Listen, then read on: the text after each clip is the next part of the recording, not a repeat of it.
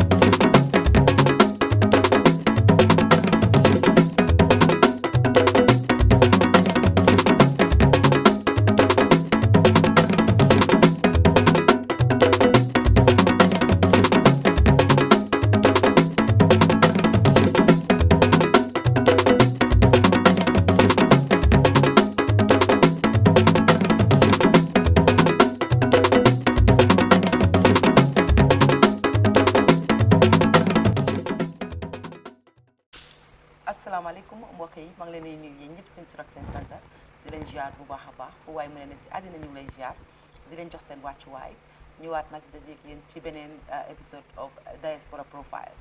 Diaspora Profile comme ni ñu leen ko waxee woon rek mu nekk li nga xam ne dañoo dem dikkatu dikka di profile ñi nga xam ne Gambians lañ comme ni ñu leen ko waxee rek fii moom bunte bi pour ñëpp la nekkut ne dañu naan kii ku special la ba tax moom dañ ko jox priviléges yi nga xam ne duñ ko jox keneen ki ñun ñëpp a fi nekk ci diaspora bi moo tax nag ñu ne xaaral ñu ànd ak benn team rek ñëw rek profile nag ñi nga xam ne ñoo nekk ci diaspora bi comme ni ma ko waxee rek di nuyu ñëpp ku ci mel ni nag nee na Diallo Tanje akay kooku nag dafa jàpp suñu combat bu baax a baax a baax boo leen bàyyi xel saa yu ñëwee rek ak bu ees rek dama dee wax yi fi nee na Diallo Tanje parce que moom depuis ca commencement la ba léegi mu bañ a bàyyi nag dugal ci na xaalis bu bëree bëri mu nekk koo xam ne dafa dimbale nit ñu bëree bëri fii si diaspora bi ak ci Gambia tamit soo ñu ngi koy gërëm di ko sant saa yu nekk nag moom laa dee ibee kon nee na Diallo maa la jox fóon bi ñu gërëm tamit ki nga xam ne Global Properties Sol Fraser moom tamit daf dee jàpp ci loo xam ne Gambien si ñu ngi koo def rek daf si dee jàpp bu baax a baax mu nekk sponsor nekk koo xam ne tamit def na advertisement bu bari ak ñun kon yéen tamit soo leen déggee loolu rek war ngeen a yéen tamit nag jàpp si affaire si ndax mu mën a dem soo bu leen fàtte nag jàppale leen ñu na ngeen ñu mën a jàppalee mooy rek ngeen subscribe su Raaki Media TV fii si YouTube su ko defee yëf si mën a dem egga fu sori sori mun ngeen ko te xam naa di ngeen ko def di wax ne may naas tam ñoom tam ñu ngi ci biir ñu ngi sponsor ku ci mel ni Fay Biram ñoom tam ñu ngi sponsor suñu programme bi su ma buggee lim sax ñëpp dinaa juum waaye ñoom tam dañ ci jàppa ñoom ci ko siise dañ ci jàppa tukulóor si di nuyu waa Angleterre bàyyi ma Souleymane Ben Souare Babou Ndiaye Salla di nuyu waa Sweden bàyyi ma Pa Malick Seck ñii ñëpp dañ jàpp si combat bi ak ñeneen ak ñeneen waaye ci kanam rek dinañ wax ñoom ñëpp seen tur waaye nag tey nag ma ñëw nag fii ci Oslo commencé bi nag Diaspora Profile ibi beneen chapter bu es waaye su ma fi ñëwee foog rek am ñoo xam ne ma nuyu leen ki ma yóbbante nuyu right now mooy Daado Danso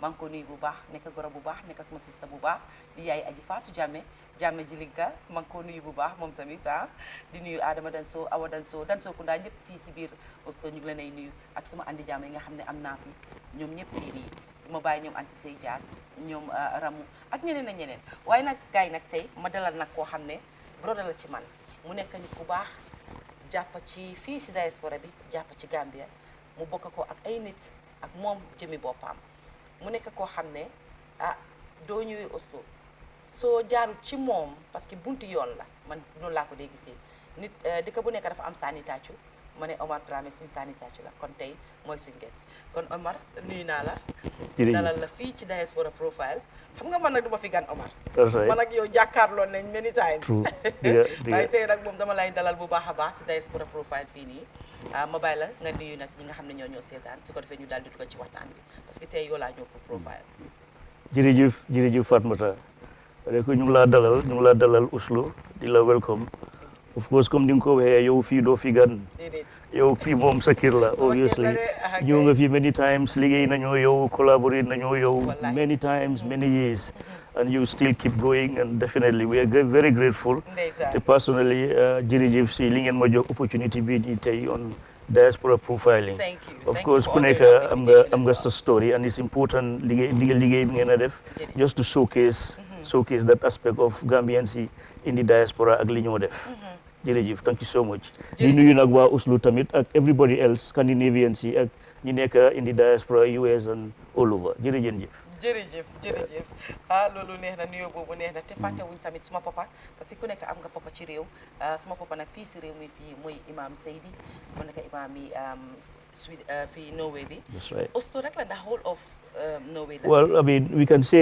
actually is the whole of Norway actually because Gambian Association bi moom dafa cover every Gambian boo xam ne yaa ngi Norway. ba pare fi ñu toog nii tey imam fi ngi Darou Salam Islamic Center fii mooy suñ kër mooy suñ jumaa ji mooy suñ centre Gambian si suñ affaire yëpp fii la so imam nag mooy njiit fii mooy spiritual leader bi fii so I think is in order ne nga yónnee ko nuyoo kay foog ma def loolu parce que moom suma papa la maa ko jëlee def ko suma papi boppa mu nekk koo xam ne ñëpp gis nañ ne saa yu ma taalee live rek di def programme ci time yi weeri koor bi def dee bàyyi yëpp soxlaam yi yëpp mu def ko ite ñëw di ñu aida di ñu waxal di waxtaan ak ñun time yi weeri koor so man maa ngi ko nuyu bu baax a baax imam Seydi ak famille am yëpp fii ci biir Norway di nuyu Souleymane Sow moom tamit kenn koo xam ne ku jàpp la moom tamit ci combat bi ñu koy nuyu bu baax a baax Omar ñu ñëw nag comme que profile bi tey is about you ñu ñëw laaj la tuuti rek man dama ne profile nekkul interview dafa nekk waxtaan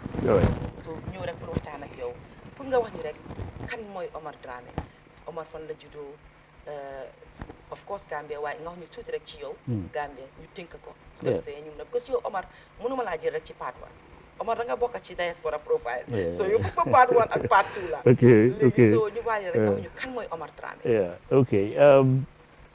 just in a nutshell man maa ngi juddoo Lancaster Street man nag Buharry nag li def ma jaaxal de Diaspora Profile daal baa ngi yegg si rek ñoo dee gën a ñëw ba gars yi foog nañu dañ ñee pick according to Banjul waaw okay, but I mean, so just my childhood being like is in phases. Why Lancaster nak fala affaire dore, fufula judo, and then of course Wellesley Street. From the Wellesley Street nak fala move them transfer them combo. So small primary school manko dore Winley Primary School. Small first teacher primary school was Mrs. Mboob, Mom Jawari. Then Inspector General of Police, mooy woon jabaram ñun primary one mooy woon suñ teacher, and then of course we had others. Why mom, she was quite important in my life, maire boobu noonu. Not only her at the time, why there were others, come for example ñoom Winley Primary School at the time, ñoom Mrs. Demba and another one Mrs. Sarkis. ñooñu duma leen fàtte because they played a key role in shaping xam nga sa trajectory as a kid at the time. Ba loolu dafa impact lu bari, and then of course went through the system ba dem high school and finished with the A levels at Gambia High School. So from Gambia High School, then of course liggéey na Gambia a short period of time at Social Welfare Department, and then briefly at the President's Office at that time. Sarah Jangha mooy woon Secretary General bi at the time. So after loolu laa ñëw nag move to Norway. It's very important, foundation bi dafa important parce que xam nga education parce que tey soo gisee ñu bari tey ñu ne kii intellectual la wala ñu ne educationist la dafa fekk dafa am ñu jàppoon ci tey nga def la ñi nga xam ne dañ jàppoon ci sa combat bi nga nekkee xale bi nga dem school. Alright, naka la Omar meloon bi mu nekkee xaleel nañ delluwaat ci xaleel bi naka nga meloon Omar da nga diggaroon boppa wala da nga nekkoon ko xam dafa timide wala da nga ko rus kan naka nga meloon laal Omar? Well, but I've always been quite grounded and very easygoing. friendly and dama nekk nit koo xam ne tamit man dama respect nit. For me loolu this I think that was something loo xam ne xëy na suma ñoom papa suma kilifa yi parents yi and of course community bi tamit xam nga because Gambia community bi nga juddoo o fi nga jógee everybody maire yeeg paa yi ñëpp a dee contribute si yarin bi xam nga man I had those maires yoo xam ne ñoo ñu still xam nga they mean a lot paa yi tamit ñooñu yëpp they contributed in this process to form who I am today so and I'm really grateful. Yeah. So nekkul woon ku dégg boppa daal Omar daal déggale na woon daal. Yes, I wasn't the troublesome guy anyway so I wasn't involved. Well moom nag definitely he was somebody ko xam ne moom he was into the fights man nag I was very much into books and of course the football. Football was a major part of my life man maa boy si xam nga of course Big B and the Tan Box Bar foofu yëpp Gambia High School those were all venues because time boobu noonu kañ foofu mooy playground si KG5 and of course Pagi Marse so ñun yëpp we had our history foofu noonu and which was very good. Yeah.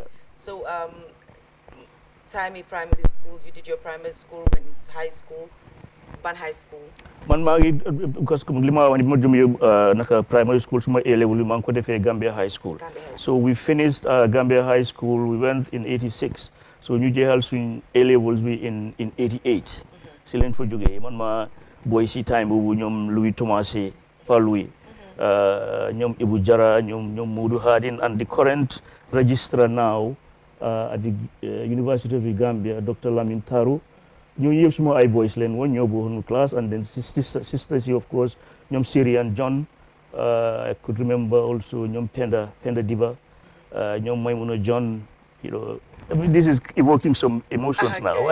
It was a great time and we it was like good friendship and good camaraderie and I mean ñoom yëpp they are into great things from nekk nii everybody's moved on and this is the beauty of diaspora profile because this is what we want the emotions xam nga fàttaliku démba bi parce que am na lu nekk dina law ci ñun loo xam ne façon bu mel nii rek moo ko mën a eeyaat ñu mun koo waxtaanee Omar ñi ñëpp nga tudda fii ñu ngi leen ay nuyu di ñuy seen famille parce que ñëpp xam naa ne am nañ family right now ñu ngi all over the place all over the world so ñu ngi leen ay nuyu bu baax a baax Omar ñi ñëw nga nekk high school nga ne jeexal sa high school because time boobu noonu dama naan gis ne ñu bëree bëri all levels sax dañoo dem rek ñu bàyyi fa jàng bi ñu ñëw Europe wala ñu bàyyi jàng bi uti liggéey but you went to da nga def ba def sa A levels all in the Gambia kon dafa mel ni sa childhood ba ngay grow up sax spend nga ko in Gambia parce que wax nga ne sax dem nga ba liggéey biir Gambia tamit waaw true loolu yëpp of course so naka la meloon Gambia then as a child growing up ak léegi xale yi nga xam ne yaa ngi leen a gis growing up naka nga gisee difference well comme ni ma ko waxee man at the time ñun we grew up as very disciplined kids comme yi fi mag ñi liñ la digaloon I mean si yoon liñ la tegoon daal yooyu they were very important so loolu it was something loo xam ne da nga am pour follow ko so and we also saw the examples si community bi ñi nga xam ne they were role models for us so ñu doon roy si ñoom daal di jànga si ñoom bi yàlla def ñu nit at least they were mentors I can say Masi ñoom Bunjai bi Suleiman Bunjai moom Tubakurud ñun I remember Boise we all used to hang out there and he was moom America la dëkkoon so Bun used to come over I mean su ñëwaan holidays ñëwoon na fa after nekkoon suñ teacher tamit so moom daf ñu naan dimbali di ñu coach in terms of writing English literature English language xam nga yooyu noonu so I remember sax fully well ñun dañoo dem sixth form sax man maa suma boy si some of us ñun suñ uniform yi sax Bun moo ko jëndoon at the time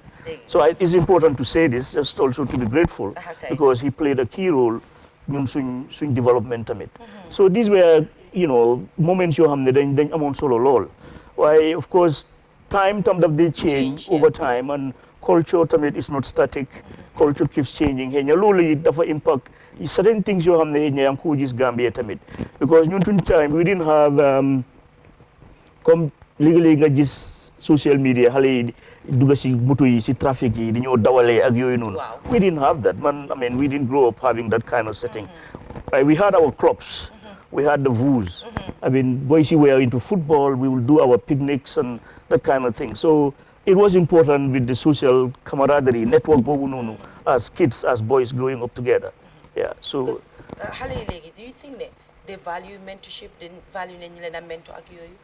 Well, I think because Lolu sir, I'm happy in your interview, and I can make reference to that. Bio mentioned nako. This thing about mentorship, dama foog ne Lolu is very important because I mean ñun yëpp suñu grow, we do have our ambitions. Am na li ñoo sentu, am na fuñ bëgg a aga. Waaye dafa am ay certain nit ñoo xam ne ñoom seen jaar-jaar boo ci toppee, honestly it will impact you in a way boo xam ne dina la njëriñ. So in a way I believe we should really go back and revisit those things. Yeah. And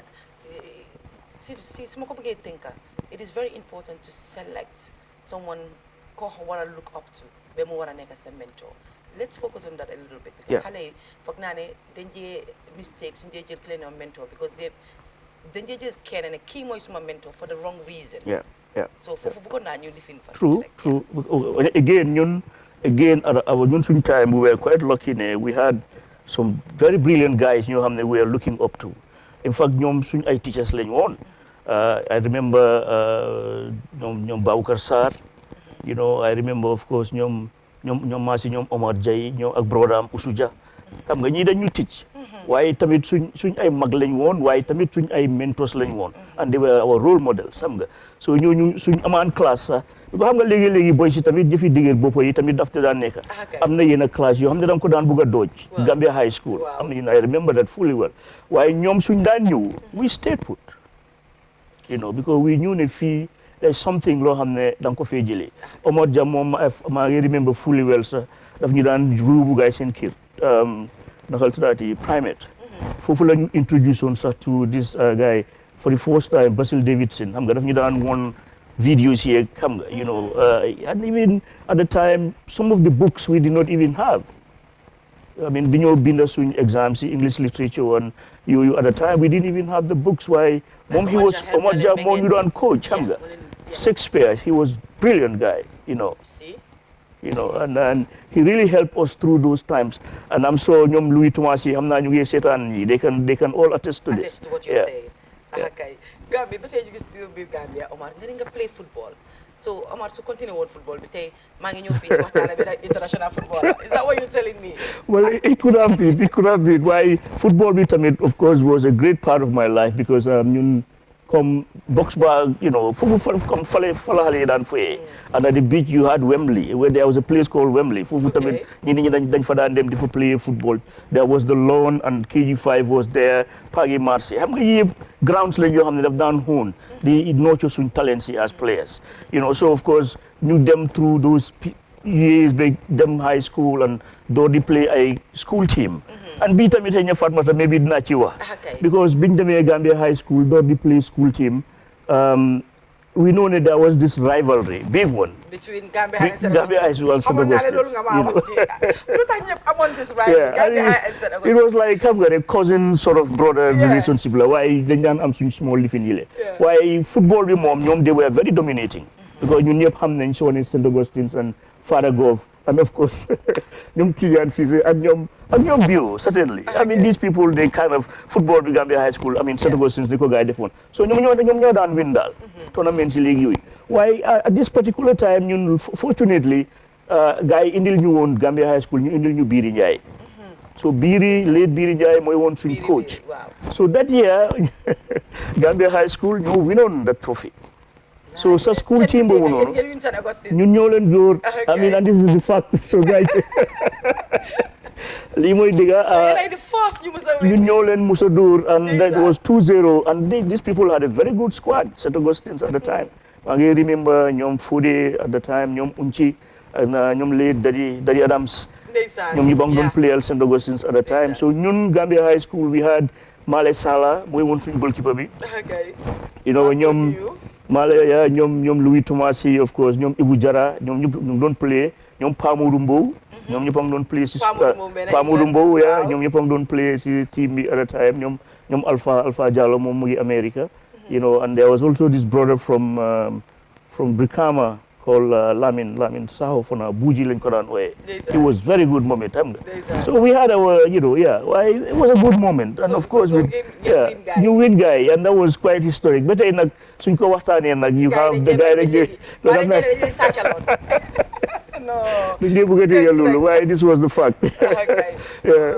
ñu nuyu parce que yaa ngi wax fii nii ni ñi nga xam ne ñun xam nañ leen ràññee nañ leen ku ci mel ni yaa ngi wax Male Sala ñu ngi ko nuyu bu baax di wax ne tamit di Daddy Adams seen na ko yàlla xaare àjjana sey yi ñu di nuyu nag Ricky Adams moom tamit raka ci Daddy Adams Adams Kunda moom suma famille lañ ñoom leen nuyu ñoom Yaaboy Adams ñoom Adja Adams ak ñëpp a ngi leen ay nuyu Omar gannaaw loolu ci sports foofu rek nga eb si sports na am na yeneen yoroon well yeah I mean in fact demoon nañ further because biñ toxoo Kombo 1986 and of course through bi tamit again another person koo xam ne he was very important in terms of youth development ak xam nga talent sport talenting of youths ak yooyu mooy man OJ Jallow honorable moom xam nga he was the pioneer of nawetans in Kombo and Serekunda they tawoon sax the first nawetaan bañ defoon Serekunda East ñun ñooy the first ñu fa njëkk a play I was among the people ñi formoon this club called Juventus yeah so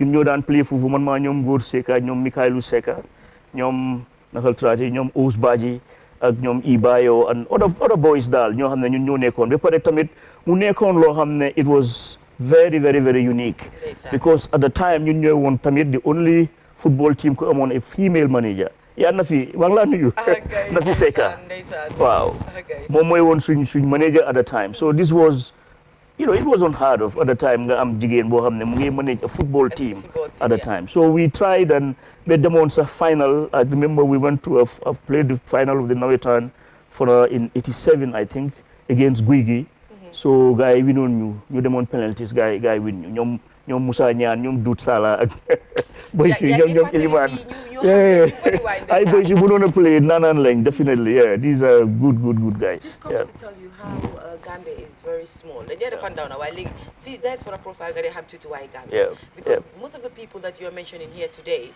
are the same people ñu nga xam ne ñun ñëpp xam nañ leen ma stop waaw demal si biti nga waxa moom nga ne kon dañ doon laajte rek ndax mënoon na moo ñëw tey these are the people ñu nga xam ne ñun ñëpp xam nañ leen so which means ne Gambia ñun ñëpp benn lañ parce que tey koo fi tudda rek more or less xam naa ko or mus naa koo dégga and you know togetherness be the importance of togetherness and respect let's talk about that no waaye loolu la because ñun we all grew up as a community boo xam ne dañ jàppante woon we were brothers and I'm telling you this because since we were kids, those friends friends you continue better. You still have contact with those friends. Man suma nit ñi ñoom Papa Sarr ñooñu dama leen xam since for now I think bi ma nekk 1 year old or 2. Angleterre ñoom bun ngee yëleeg ñooñu xam nga leen sa gars yi lañ Angleterre. Suma gars yi Angleterre ñoom bun ak kay. Wow. So it's family, you grow up with those people and it's like better you move for that mutual respect and that connection is very very important and we are still nurturing it yan nañu ci yàlla jàppale amiin yaa rabbal amiin ba pare foofu nag nga am liggéey Gambia waaw bi nga jeexale school waaw boobu sa first job lan la woon ba bu tamit mun naa pay tribute to Pa Jagne moom mooy woon the director of social welfare department at the time so of course so wàccee school di ut liggéey it sometimes get complicated because léegi doo dee fortunate di nga send application si and then balaa nga am xëy na dina jël time so of course was in that kind of situation waaye then ma demoon fili naka lañ ko dee wari time bu PMO Personnel Management Office at the Quadrangle ma drop on for benn application no in fact no dama doon just send open applications so ma fàttaliku time boobu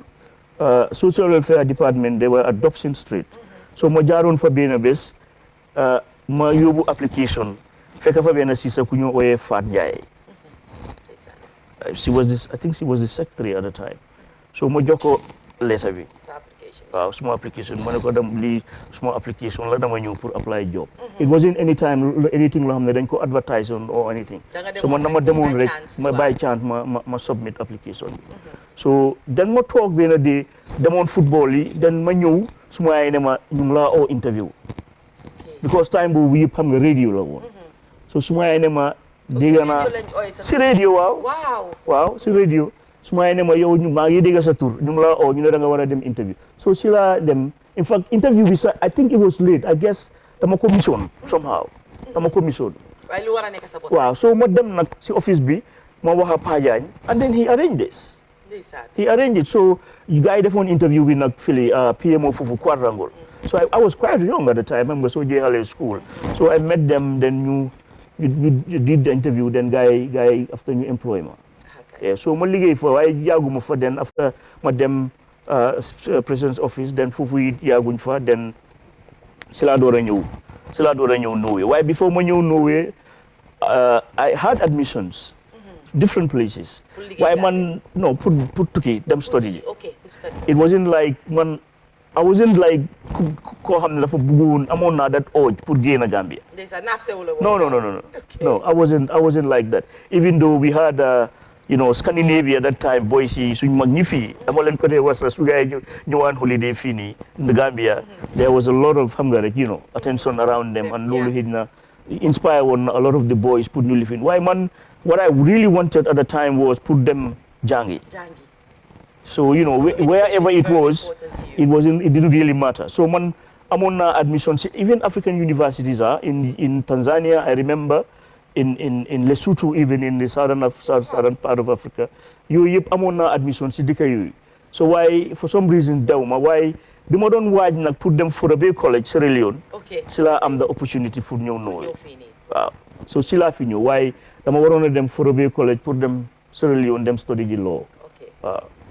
We will come to that. Yeah. You jël tuuti break waaye balaa maa jël break bi tamit acknowledge wax nga fi honorable Omar Jallow OJ Jallow well known in the Gambia late yal na ko yàlla xaare àjjana moom tamit te yéexee moom tamit play na a huge role in Gambia surtout ma sax si youth si kon ñu ngi nuyu famille bu baax a baax di leen ko jàllewaat bu baax a baax ku ci mel ni ajuru gi suma xarit bu baax la nee ami ñëpp ñu ngi leen a nuyu bu baax a baax ñu jël tuuti break waaye suñu dellusiwaatee rek dinañ jekkali waxtaan bi ak Omar.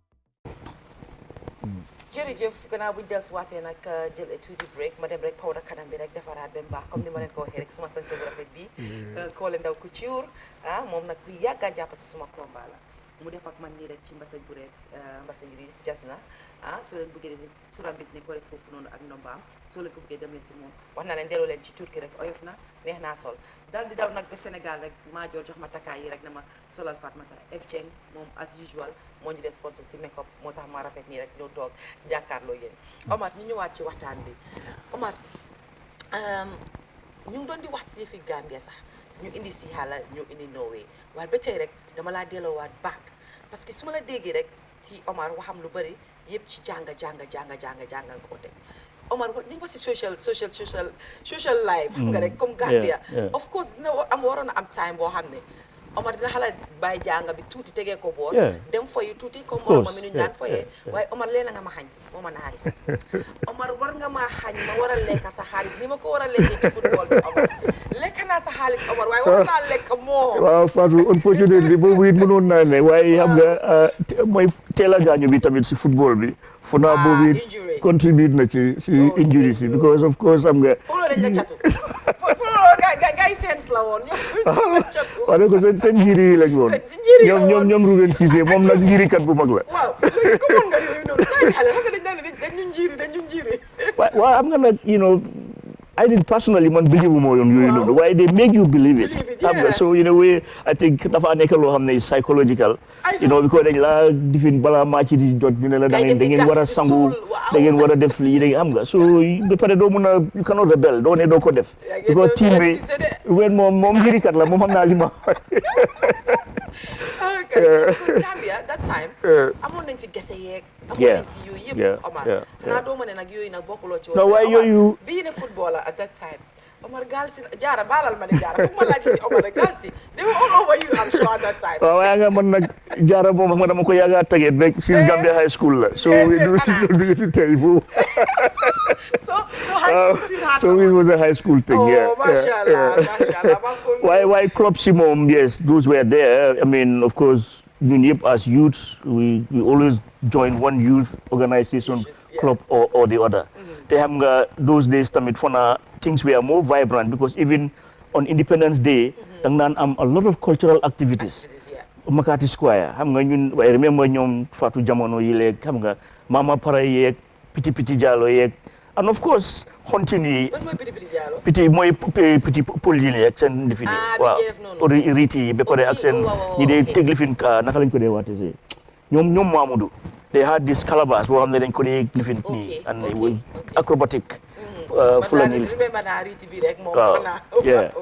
so yooyu yëpp they were there and those days tamit there were these agogo groups come Rainbow was very vibrant ñëpp ko xam so everybody growing up around that time you would know Rainbow ak gars yi fanti yi tamit ñu ngi fa ak hunting bi tamit ñoom Omo Jasa ñu ngi fa woon and ba pare amoon na si yi dëkkoon fële tamit I think they were at Clarkson ñoom I believe they grew up they came from either Sierra Leone or Nigeria waaye ñoom ñoo daan dimbali boy si when it comes to solal leen defaral leen boppi hunting yeeg agugu yi ñoom Iso and Peter ñoom lañ tuddoon for now you have a very good memory so I well vaguely I remember but of course tamit ñu nit tam nga ba pare lu nekk generation la those were generations and then ñun tamit we had our own groups we had our own votes we had our own clubs I remember ours we used to call it pointers okay pointers so dañ daan organize party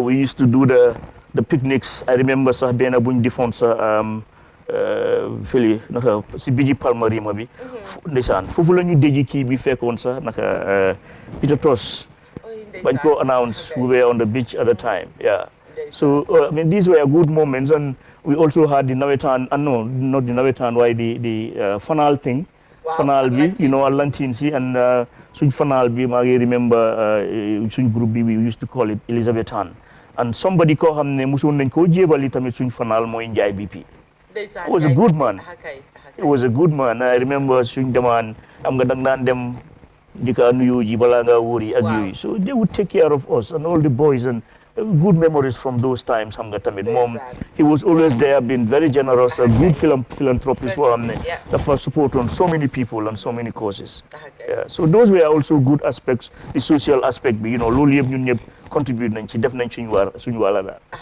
daf si bokk foog ñu def ko Omar sa first salary ñaata la woon waaw mun nga koo I think my first salary perhaps maybe because dañ ci daan add this transport allowance or something maybe 500 and something baby at the time I don't think I believe you are kidding me 500 sa bajinati na la drink what did you do at the time I think it was something like that so what did you do with your first salary well xam nga tradition again and the culture boobu sa first salary moomuloo ko because comme noonu lañ ko xamee and the aunties and the uncles ak yooyu noonu so fee ko da nga koo jox paa bi and ñoom ñooy xalaat seet naka lañ ko bëgg a defee and that was what happened and we thank God ne xëy na noonu la because ñun personally man li ma la doon wax mooy this thing is in phases man suma childhood man maa suma brother suma sister si ak suñ family bi actually suma papa dafa amoon ay xarit ñoo xam ne ñooñu suñ ay papa lañ woon suñu ay oncle yoo xam ne they played a fundamental key role ñun suñu life ak suñu education Uncle Gassim Fofana Uncle Pakeba Mbaye Gloucester Uncle Gassim Fofana Lancaster Street ñii xam nga ñii mënuma wax te waxuma dara seen ñoom because they were part of it moo ñoo suma papa I mean to make sure ne xam nga rek we are fine. Yeah. That's good. Yeah. Léegi Omar ñu wax ci sa salary ñaata nga ci amoon ak naka nga ko defee waaye yow as Omar as in yow as a person transfer nga or did you talk to your kids because they're living here in the Western world. Did you talk to your kids about that, the importance of like having blessing from xëy si sa papa wala sa lii pour ñu understand ko ndax wax ngaa loolu ak ñoom. Well, xam nga yeah definitely loolu man I mean I'm very close to my girls xam nga you know it's this very special relationship and we do talk a lot dañ dee discuss lu bari ba pare man di something important si man trop mooy you know this part of our culture it's not just Norwegian fine they're in this setting why you know Gambia aspect of it ak fii jumaa bi fii nii ak elders yi seen aunties yi seen uncle yi that aspect of it the relationship with them ak back home man for me loolu dafa important so moo tax man I always try suma dem yóbbu leen Gambia and to make sure ne xam nga to expose them to li nga xam ne moo obtain foofu lan because you know ñun foofu ñu bil and moo ñu form si in what way you know comme niñ mel nii fi nekk nii tey so man for me that aspect of it is important so suma xale yóbbu naa leen in fact I took them be naka la tuddaati Lancaster they know Lancaster foofu moom am na yeah took them there won leen fii mooy fii moo mel nii kii mooy kii maire yi xam nga yooyu noonu and they know ne there are certain maire and certain pa yoo xam ne ñooñu ba tey xam nga they are very very crucial very important yeah okay and now ñu ñëw nag ñu egsi si fii nii nga jógee Gambia you have the opportunity to come to Norway but su ma la dégloo Omar ak jàngaam ak yëpp da nga xalaatee because those days if I remember su ma mënee remember clearly ku jàngee St. Augustine's ku jàngee Gambia High fu nga dee bëgg a dem jekkali sa jànga is always England wala United States of America yow why Scandinavia why Norway yeah true te loolu mooy dëgg because man suma boy si am na ñu bari ñoo xam ne jiitu woon nañ ma dem nañ America so ñu ma doon trial tamit pour ma dem and I know I would have gone there you know waaye si diggante boobu noonu nag man si laa lucky comme xam nga nekka time boobu you know very curious di apply fu nekka so man si laa am opportunity bi pour ñëw Norway man dama am scholarship pour ñëw fii because it's completely different like English from English now you're coming to Norway where they will put you know a bit back because you have to learn the language different culture everything completely different loolu tax may laajte how did you end up in that kind of setting dëgg la because it very alien very strange because man I didn't know much about Norway at the time of course li ma doon wax mooy su gars yi ñëwaan holiday di nga leen gis boys yi ak koto yeeg yooyu noonu waaye at then in geography amoon nañ a bit of you know something about fishing in Norway ak xam nga forest ak yooyu noonu because the nature the fjords yooyu yëpp jàngaloon nañ ñu ko si geography and geography was also one of my favorite subjects you know waaye fala emoon daal in terms of li ma xamoon about Norway so man na ma doon apply then I got the opportunity it was a scholarship I came you know and si school ba ma demoon was a boarding school foofu you know fa lañ nekkoon doon jàngal language bi first and Norwegian life and society and then in Elverum fa laa nekkoon it's about an hour and a half from Oslo so foofu laa nekkoon bi ma fa nekkee man maay woon at the time am na yeneen Gambian su fa demoon nag before man waaw am na yeneen ñu fa demoon tamit you know and that means we had a good connection with that school so gars yi xamoon nañ mbiri Gambia already man oh yes until now waaye fi mu nekk nii léegi is not that common pour nit ñi ñëw pour dem si folk high school yooyu noonu because system si tamit fii lu nekk change ak immigration laws yeeg yooyu you know waaw waaye man ca laa amoon that opportunity dem foofu noonu nag so defee fa language bi then the year after si laa door nag proper you know educational nakaltaati undergraduate waaw foofu la dooree nag integration process bi ak yëpp waaw nga nekk fi how long nga fi nekk bala nga delluwaat Gambia on your first holiday man the first time I went home was in I think it was after 8 years I think 98 years I think the first time I went to Gambia was in 1998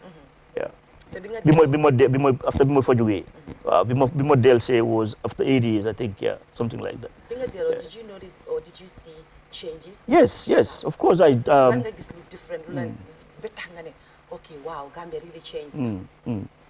Well, at the time, of course, this was during the days of the former regime. bi ma ñëwee xëy na li nga xam ne moom lu laa gisoon li ma feel ne maybe it stood out, it was quite there, mooy di yeneen certain infrastructure yi. xëy na li gënoon a pronounce si loolu mooy that coastal road area bi. I remember driving around that area, I was lost, completely lost, because musuma woon a xam nga imagine ne foofu dina doon change because melutoon noonu at the time. So that was a key fundamental change bu fa nekkoon at the time. Why, apart from loolu man, I didn't see much, you know, because in terms of development? In terms of poverty was there, and people were really suffering, you know, even back then. Man, there wasn't, perhaps even worse, even. And the human rights situation in Melon Tamit, that is another discussion. Why Bubu in Melon at the time, and I wasn't impressed personally. You know, so many things they had gone wrong. You know, so because there was a regime change and things have, over time, things have really changed to linga hamne liñ sentu won but regime change bobu don ñew nekatu fa. Wow. So for me, I didn't really see much changes in terms of nga ne nit ñi in their livelihoods amna lo hamne, you know, in la improvement da. Yeah. That's my personal opinion. Your personal opinion. Yeah, I totally respect that.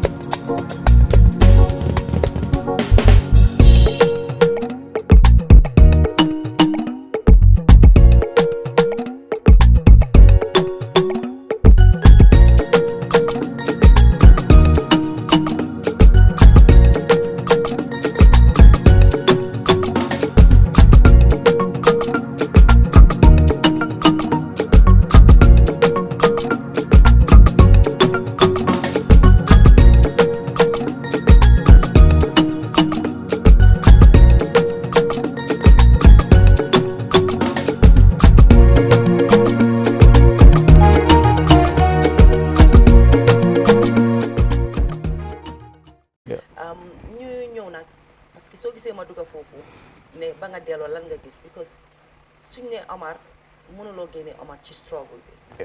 Struggle bi moom jox nañ leen ko rek yéen ñëpp ne struggle.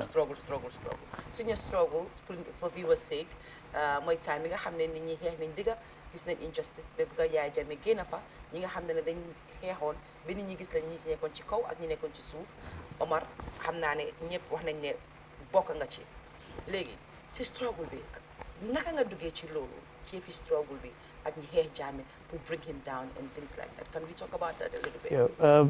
Well, Bobu tamit xam nga is another phase si Gambia seen history, and that was a very difficult phase in ñun ñëpp suñ life. I mean, it has affected ñun ñëpp la affect, and of course at both micro and macro levels, Gambia was really in bad shape during those days. Xam nga so ñun it all started with Gambia L. In fact, foofu la doore. I mean, this thing with this struggle and the awareness about situation bi Gambia. What's Gambia L? Gambia L was this online platform. Foo xam ne boy si dañ fa daan nekk di binda and I mean the highlight issues about li nga xam ne mooy happen at the time in Gambia. And you know, yeah, ñoom Ibrahima Cissé, ñoom Mamadou Camara, and of course ñoom Buharry. These are people ñoo xam ne, in a way, they were behind these things. Xam nga man ki ma si introduce woon nag at the time mooy brother Kabir Ndiaye moom Norway fii la dëkka man moo ma introduce to Gambia L. So I mean foofu la dooree nag suma curiosity was, you know, time boobu ma door di su boy si di ma daan yàkkamti sax pour ñëw kër pour read, I mean, to see really what was happening, because there was always something. Yoo xam ne xëy na doo daan xalaat ne sax these things were happening. Yeah. In fact, xam nga these are some of the things yoo xam ne over time we were able to see. See testimonies this in the TRRC. And I mean, later on, of course, Freedom Radio came and they were also unveiling so many other things, you know. Yeah. Why affaire yi daal in a way foofu la dooree waaye xam nga consciousness bi tamit mu ngi fa woon from before because as kids ñun growing up at Lancaster, and of course everybody knew Jallo Union Jallo, man kiram laa juddoo sax xam nga. So foofu we were exposed to books, you know, so you saw as kids growing up. So you will know have something that is injustice, and you will know. So some They want to value human rights and stuff. Exactly. Like that. So this sense of fairness and justice, dang ko digis. Bepare bima liggéey social welfare tamit, I was exposed to certain things fufu. Because section ba ma nekkoon, man I was working with xam nga abandoned kids. You know, xale yi nga xam ne xëy na léegi you know janga yi daan am doom nii ñu you know because of stigma and all other things ñu saani xale yi. So ñun we will suñ ko yëgee dinañ leen jël ñu indi leen and then see how best social welfare can take care of them, and also in collaboration with SOS. Am na benn xale ci ñooñu sax man lañ ko tuddee woon sax. Yes. Are you still in touch with No, xale bi nag dafa réer dafa gaañu. Yeah. I remember that very well. I mean, this was I think in 88. Yeah. Man lañ tuddee woon xale bi sax. You know. Yeah. But I'll come back to the struggle because limo nes lima dewa. I'm fully delighted like Madelo one. Yes. Liggéey nga foofu noonu deal with xale yi nga xam ne fii ñun dañ leen toog ñu ne kids with difficulties, some of them. Naka ngeen mënoon a cope with it with we don't have much facilities for kids like that in the Gambia. The struggle, the challenge, working with xale yooyu noonu.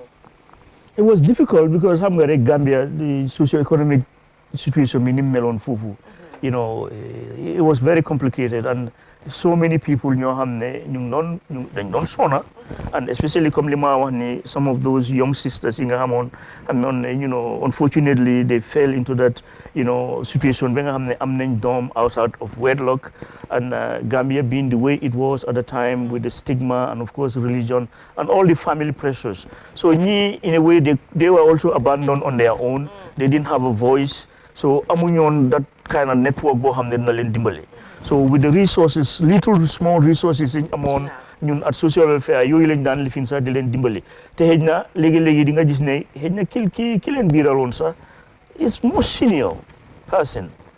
So dañ daan cut seen salaries yi pour ñu mun a, because comme like fii yi ñoo def. In a way amoon na fa. I'm not sure, I don't know how the situation is right now. Waaye amoon na ne xam nga dañ daan make recommendations ne dinañ cut ci sa salary pour dimbale xale bi. So loolu daf daan am.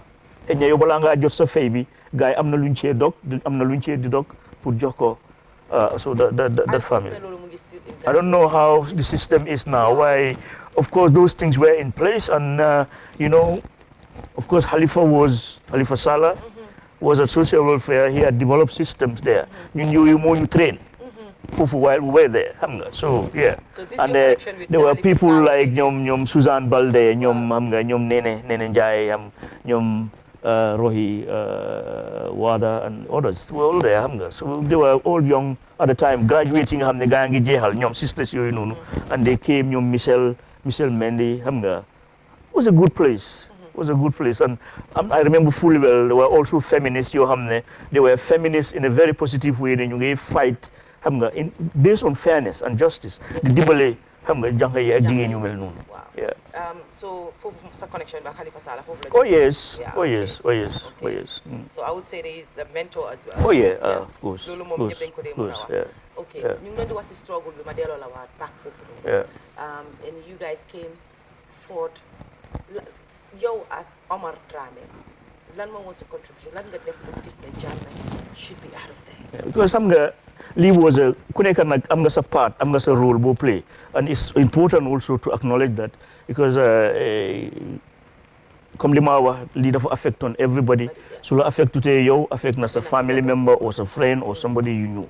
you know. So Norway, ñun tamit fii we have a stake fee, and Norway being the seat, the platform of this Nobel Peace Prize, fii human rights is pronounced fii nii. It's something loo xam ne daf fi fundamental. So you cannot just sit by and see injustice boo xam ne mu ngi happen yow sa own backyard te xam nga ne there is something you can do. There is something loo xam ne you can contribute te defuloo ko. So ñun we were coming from that angle because we also know ne as a diaspora you have the resources. If not only the material resource, why mun ngaa lobby? You know, we can lobby, and this is what we've been doing. The lobbying, you know, to put Gambia on the platform, you know, to put Gambia on the spotlight, to make sure ne xam nga ñi nga xam ne ñu ngi Norway fii nii tamit xam nañ ne there is a situation that they should be mindful of. Te lii def nañ ko, and we've been engaging with the Ministry of Foreign Affairs that we've done a lot, Amnesty International Norway, and the Fellows for Africa, you know, but they were very key si put dimbale and create platform for us, you know. Fellows for Africa, Norwegian Council for Africa, they were also very instrumental in the time apartheid in South Africa to make sure they have definitely wara def xam nga. So these were moments you hamne bokon nañ ci, and we were also engaging with the British Embassy fii nii xam nga. So demonstration ci tamit ñëw. Wow.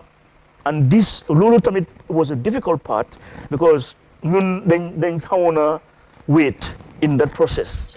Si beginning bi dañ xawoon a wait trop in that process because you know of course people were terrified.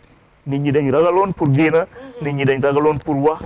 When I knew a small family, people had been there and told them, this is what's going on, you need to talk to them. Even FISA, I know some certain sisters, genuinely I know the love they have for you and the concern. They would tell you, no, little Bukodef Bulgina, Buldem. But no, I mean, matter of principle, you know. But did you stop at one point to think about the family that you have back home? Say, I Nekafa, sa Papa Nekafa, sa family members in Nekafa. What could happen to them knowing Jammeh at that time? Yeah. I mean, those thoughts are you definitely living. Why I made hunger, sometimes you are also urged by principles. And the fact that we wanted a free Gambia, for them you can breathe. You know, you can breathe, and I'm definitely going to then they gain a fee, they demonstrate. Can bring you Torohal, can bring you Sonal, can bring you Topper. You can ride Lingabuga Binda. Can do la Torahal, can do la Sona. So these kind of situations, institutions you have, you work and they are functioning. This principle of rule of law, you instill, and it's not the money code. It's there. It's already there. We just need to strengthen those institutions and lichi jena fundamental moy jox nit ciram, respect nit. You know, because so respecting it, there are certain things do ko def. Ding ko rusa def lolu. You know, so mota. This thing about institutional building, governance, military and the security, you dugal lulu sen bopa bi. This thing about purne dañ wara gom ak respect nit. Okay. Yeah. Wow. Ba tay rek nga ne wéetoon ngeen ci beginning. Naka ngeen def ba wéetatu leen? How did you get people's attention? Wéetoon nañ, and it all started with mobilizing in a small group. Of course, come mentioned Nafi, Kabir Njai, and of course, Yenen brothers, six, Seku Samate, Hamga, they were a part of it. And then, Nyom Mudumboj, Nyom Ibusei, Hamga. These, late small brothers, Seku Jai, he just passed away 3 weeks ago. Yeah, Hamga, formed this Nyom Yaya Sonkofi, and we were also contributed, collect Kalis. They sent Gambia, and I remember even during the time this Calabash or Kalama revolution, we were trying to get people from the provinces put new Bokasis demonstration. So they don't collect Halis Fini. Betty Marong, Tamid Galsi, Yumphone, Japa, they were all for Mauro Keta, we were all part of this. So they done them meetings here, we do our thing, and then young story downtown Oslo, Fufumoy Center, or in front of the parliament. Plus, you done them. We have the videos, we have the pictures are there, they're out there, it happened. And that was our little contribution, very, very significant in many, many ways as a Scandinavian, diaspora and that. Yeah. having to feel or see ne loolu mooy woon the only time the Gambians everybody all over the world came together as one to fight one individual Yaya Jammeh because loolu dafa difficult pour nga am Gambians to work collectively but at that moment we put tribe aside we put gender aside everything was put aside just to hear the how did you feel at that time because you're in Norway but you collaborate and you nekk si yeneen like comme li nga wax noonu in terms of the collaboration I mean Buharry if you talk ni we've worked together a lot you know especially xale yi sax bañ leen reyee woon xam nga all those petitions and the collections and yooyu noonu waaye xam nga Fatoumata dañ dem ba àgga to a level boo xam ne we all knew ne we had a common enemy you know and boobu nag you need a common front so su fekkee ne da nga bëgg a uproot a common enemy you need a common front to bulldoze to fight and te loolu mooy li xew and that was the catalyst bi biñ reyee Solo Sandeng you know so boobu moom everybody knew ne man come on now is the time this is something loo xam ne everybody must come out now and take the bull by the horn because the injustice bi ñoo gis léegi wax nañ ko we knew it was there and people have seen it so many people have lost their lives and you know waaye bañ ñëwee àgga foofu noonu tamit and then of course ñu arrest ñoom Uncle Ousseynou and others you know yóbbu leen xam nga the sense of fairness the sense of justice was instilled foofu tamit ñun fii again ñu bari tam feel ne wow come on that was when actually we started seeing other faces it started to grow more galvanized and more stronger because some other forces also came and joined us and which was very good because the beginning I feel ne a lot of people said ne dañ daan foog ne lii fi parti bii la rek moo tax waaye bu mujjee ba parti yëpp a ñëw together this is all of us it is touching all of us dafa transcend beyond that because comme li ma wax la rek mooy ne you know even within groupe boobu noonu sax people had their different political leanings and opinions waaye we knew ne come on lii mooy li nga xam ne ñun moo ñu ñor moo ñu indi together and dañ ko war a fight we make sure ne ñun li ñu war a def at our level fii nii we do that and te loolu lañ def that's what we did jërëjëf Omar ma jëlati tuuti break rek suñ del suwaatee rek ñu delloo la back to bi nga ñëwee Sweden sa liggéey fii sa involvement and stuff like that because struggle bi dafa ñoroon moo tax ma gaaw koo indi thank you so much kon gars yi ñu jëlaati tuuti break rek di leen wax ne rek fàttewuñ ci sponsor yi nee ne Diallo Kanje ak ku ci mel ni Global Properties Maynas yéen si biir di nuyu tamit ki nga xam ne moom mooy Faybiran Market ñoom tamit ñu ngi ci biir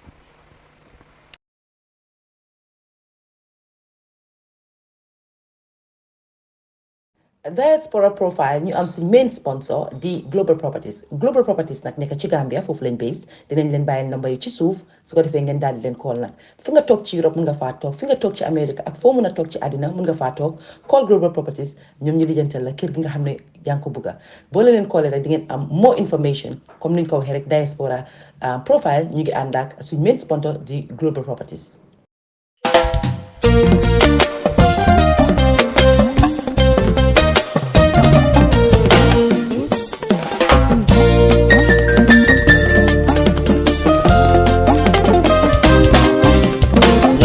Raaki media fi indi Diaspora profile ngir bëggal leen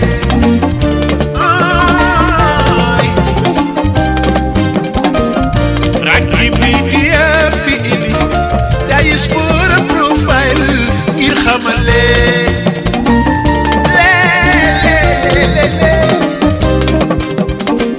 waaw gaa ñi teewlu leen gaa ñi bare leen Raaki media fi Diaspora profile fii lay amee waay sama gaay yi bare leenoo waaw wax jeeg a rafet gaar Fatoumata Rahman kooka amoo maas ci géej ju man góor gaa ñi bare leen gaa ñi teewlu leen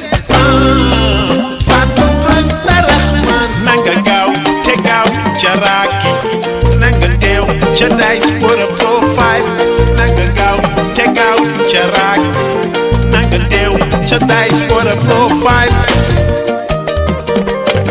fan la ñuy daje sama gaañ yi déglu leen foofu la ñuy daje sama gaañ yi déglu leen fan la ñuy daje tey ma wax leen lu ko waral foofu la ñuy daje luy Diaspora profile foofu la ñuy daje mooy nga bàyyi ko sa réew fan la ñuy daje dem ci réew yi bitim réew foofu la ñuy liggéey di liggéey fan la ñuy daje ànd ak sa occupation foofu la ñuy daje moo xam yow ngay wéykat fan la ñuy daje moo xam ngay politicien foofu la ñuy daje moo xam ngay sportif fan la ñuy daje moom ci mën a doone foofu la ñuy daje loolu la ñuy waxtaanee fan la ñuy daje wax ca tey ànd ak yar foofu la ñuy daje Fatoumata Rahman Koka fan la ñuy daje Fatoumata Rahman Koka foofu la ñuy daje Diaspora profile fan la ñuy daje dégg am na solo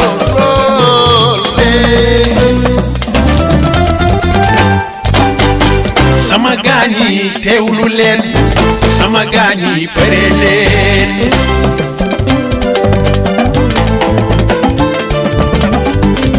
Raaki Media Diaspora profile Raaki Media seen giftal defale Raaki Media Diaspora profile wax ca seen sa wax ca leer na Fatoumata Rahman ko